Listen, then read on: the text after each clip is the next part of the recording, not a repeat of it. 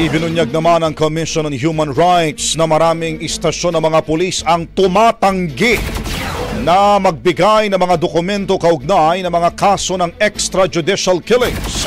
Sa pagdinig sa Kamara, sinabi ho ni CHR Chairperson Richard Palpalatok na plano ho nilang maglabas ng initial report sa 400 kaso sa Nobyembre.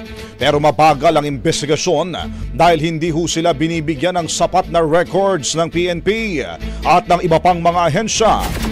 Dagdag pa nito, ginagamit ng PNP bilang depensa ang Executive Order No. 2 ni dating Pangulong Rodrigo Duterte na nagtatakda ng mga exception sa Freedom of Information, kabilang na ho riyan ang pagturing sa mga police investigation bilang confidential.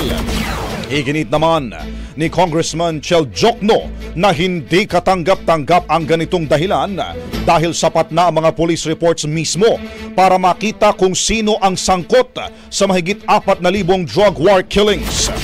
Nanawagan naman siya na magsampa ng kaso sa korte upang ideklarang contempt ang mga hindi nakipag-cooperate sa CHR. Sumang-ayon si Palpalatok at sinabing tinitignan ho nila ang hakbang na ito bilang bahagi ng kanilang estratehiya. Brigada Balita.